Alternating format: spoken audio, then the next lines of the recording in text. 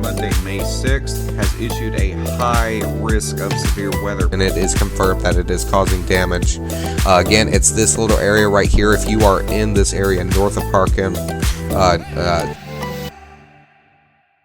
Now, hello everybody, my name is Christian and welcome back to Skycast, and today we are going to be diving into a big weather pattern that is setting up across the United States that will pose the potential for damaging thunderstorms, including tornadoes, significant wind gusts, and extremely dangerous fire danger. Let's go ahead and get right into it.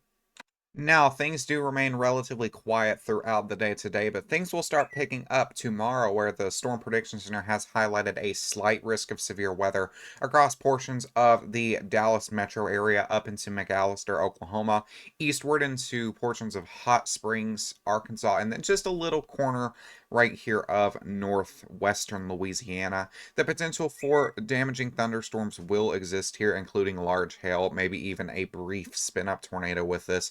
That potential for severe weather will also extend over here towards more of Dixie Alley. For portions of day 3 on Thursday, the Storm Prediction Center has highlighted a marginal risk across eastern Mississippi and portions of central and southern Alabama. This does include areas like Birmingham and Montgomery, some more major cities also including Tuscaloosa in this. Overall, this is not looking like a huge threat just yet. Let's go ahead and break down. Let's talk about what is actually driving this severe threat and what we can expect into the weekend, because that could end up being very significant. Now, here we are looking at the 500 millibar winds, and we can see that there's this little thing right here, kind of this baby trough just south of California, and that is going to be what's driving this kind of Wednesday, Thursday lower end severe threat. You can see that does extend into portions of southern Texas. That will be driving that severe threat kind of within that general area. Really bad circle, but it's going to be the Texas, Oklahoma, Arkansas region, and then as this continues on to the east, will also pose kind of a more isolated threat across Alabama and portions of Mississippi. But overall, that is not really expecting to be anything too crazy. But if you are watching back here, we do have this pretty interesting trough development setting up, and that will set the stage for a pretty significant severe weather event. I kind of want to show off what the Storm Prediction Center is saying.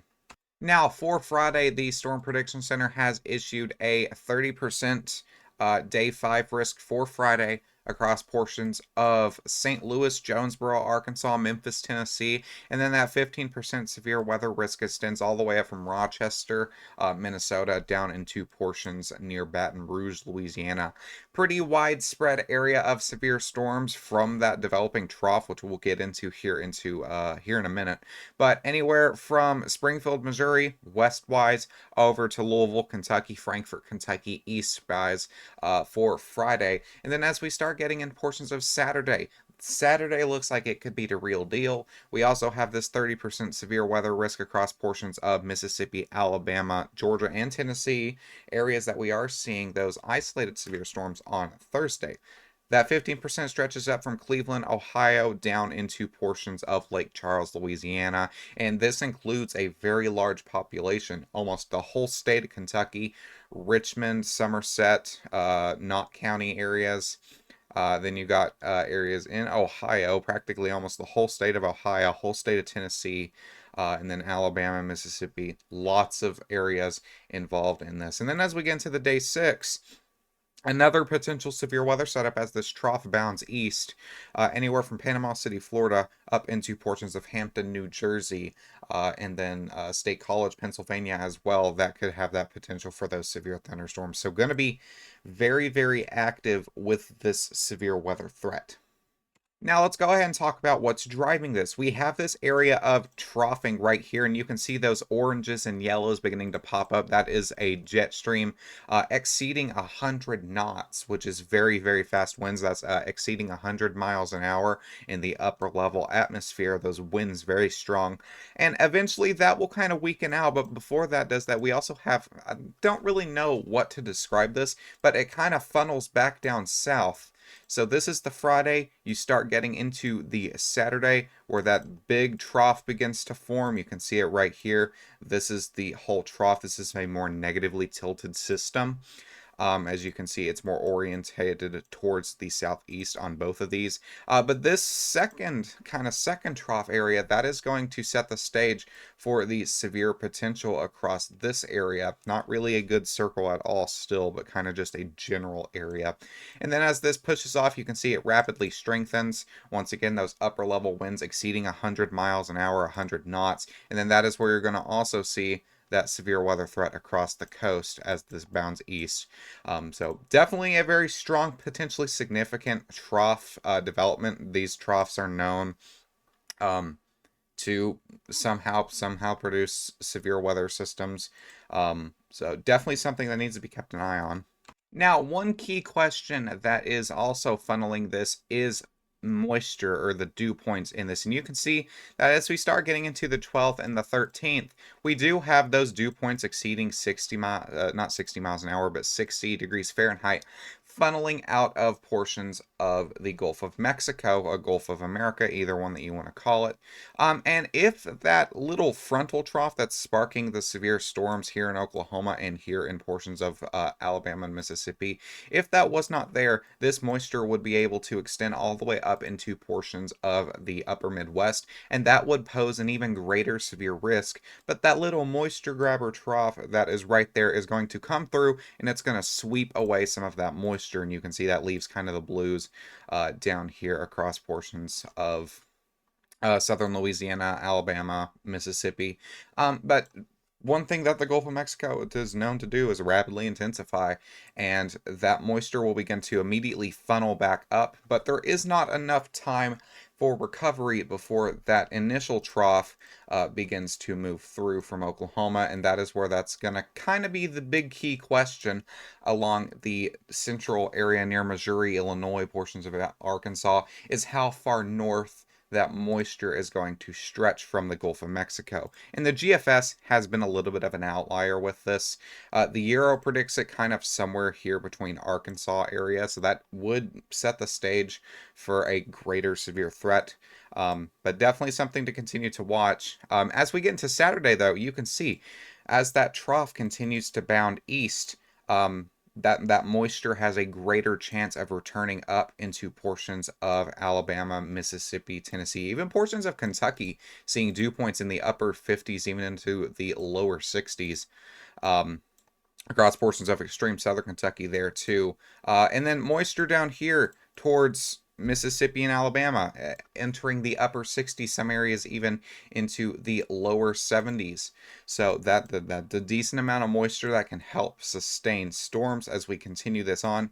You can see that continues to push through even some areas in lower Alabama and Mississippi reaching those 70-degree dew points. And then eventually we continue that through. That moisture helps funnel into portions of the not Alabama, but the Carolinas, portions of the Virginias. That will help set the stage for another severe threat. Those dew points reaching 60s, 50s, and 60s with that ample instability. And that eventually will push off to the east and we'll be done with that severe weather threat. So definitely moisture being one of the greatest concerns, especially with Friday's system, where that moisture, like I said, some of the Euro was predicting moisture to fly all the way up in Arkansas, and you can kind of see that there.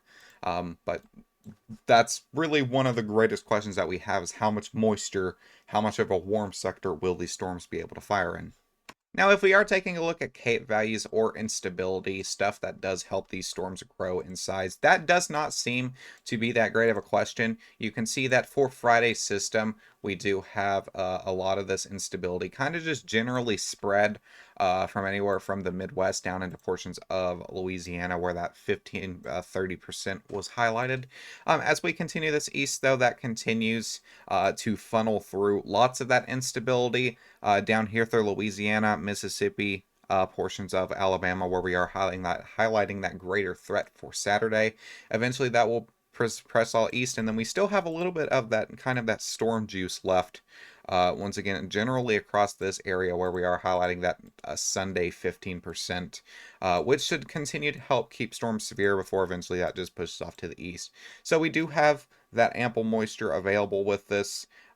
Overall, if you just to break this down a little bit, if you are under any of the 15%, the 30%. I know I am. We may be chasing, don't know.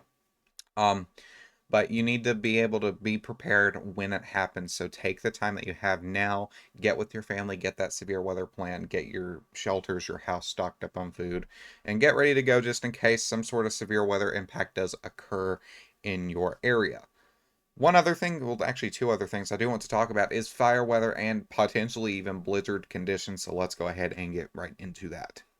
Now, if we are looking at the fire danger maps here across portions of the kind of New Mexico area, we do have that critical level fire risk across portions of New Mexico, Arizona, and then portions of actual Mexico. And then that elevated fire risk does extend across portions of eastern Texas into the Panhandle, once again over into portions of Arizona. But as we start getting into day 2 and past, that is where we start getting into that concern for fire risk, where that big, large area of critical fire danger does exist. As this trough that we were talking about moving through, it does continue to move through, that will help associate with some greater winds, especially with a deep low pressure system, and that will pose a gradient between there to be 40 to 70 mile an hour wind gusts. And when you have dry humidity, dry atmosphere where there's not many thunderstorms, the ground is just not saturated, that is going to pose a threat for there to be a lot of fire sparks. So definitely, if you're not under the severe weather risk, you need to be paying attention to this.